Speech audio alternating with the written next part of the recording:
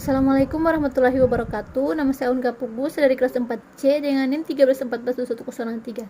Baiklah, di sini saya akan mengabarkan tugas 2 saya, yaitu perencanaan dan pelaksanaan administrasi pembangunan. Yang pertama adalah ruang lingkup dan hakikat perencanaan. Perencanaan pembangunan merupakan cara atau teknik untuk mencapai tujuan pembangunan secara tepat, terarah, dan efisien sesuai dengan kondisi, negara, atau daerah bersangkutan. Tujuan pembangunan yaitu untuk mendorong proses pembangunan secara lebih cepat untuk mewujudkan masyarakat yang maju, makmur, dan sejahtera. Berikut adalah definisi perencanaan.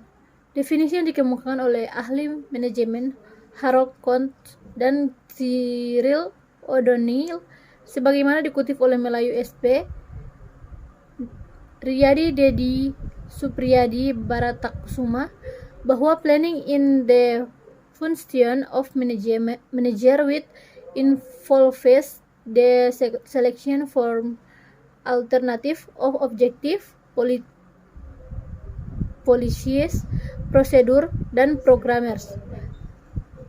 Perencanaan adalah fungsi seorang manajer yang berhubungan dengan pemilihan beberapa tujuan, kebijakan, prosedur, dan program dari beberapa alternatif yang ada. Fungsi perencanaan. Fungsi perencanaan akan menentukan fungsi-fungsi manajemen selanjutnya. Tanpa perencanaan, fungsi manajemen lainnya tidak dapat dilaksanakan dengan baik. Perencanaan manajerial terdiri atas perumusan strategi, harus memiliki penerapan strategi. Dalam perumusan strategi, pimpinan lembaga harus memiliki kemampuan keterampilan konseptual, dan dalam penerapan strategi, manajer kesehatan harus memiliki keterampilan teknis. Berikut ada manfaat perencanaan. Yang pertama, tujuan yang ingin dicapai organisasi dan cara mencapainya. Yang kedua, teknis dan struktur organisasi yang dibutuhkan. Yang ketiga, efektivitas kepemimpinan dan pengarahan yang diperlukan. Yang keempat, bentuk dan standar pengawasan yang akan dilakukan. Yang kelima, aktivitas organisasi dalam mencapai tujuan dapat dilaksanakan secara teratur. Yang keenam, menghilangkan aktivitas yang tidak produktif. Yang ketujuh, mengukur hasil kegiatan. Dan yang terakhir yaitu sebagai dasar pelaksanaan fungsi manajemen lainnya. Pembahasan berikut yaitu perencanaan dan pelaksanaan administrasi pembangunan.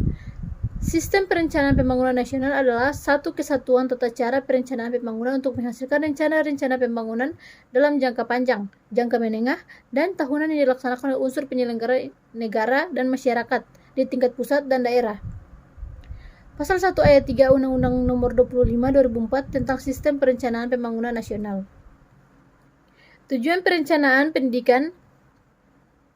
Tujuan dari Sistem Perencanaan Pembangunan Nasional disebut pada ayat 4 pasal 2 Undang-Undang 25 tahun 2004 tentang Sistem Perencanaan Pembangunan Nasional. Sistem Perencanaan Pembangunan Nasional bertujuan untuk yang pertama mendukung koordinasi antar pelaku pembangunan.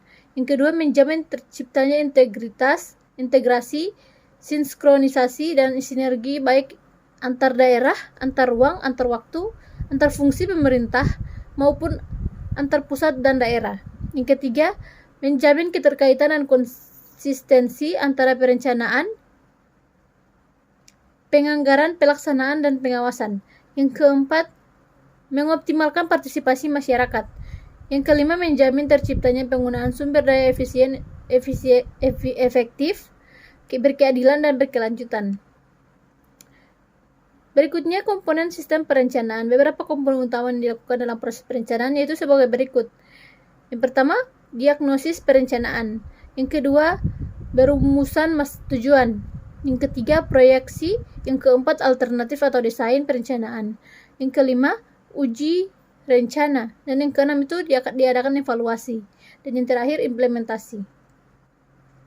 Baiklah, itulah pemaparan materi dari saya.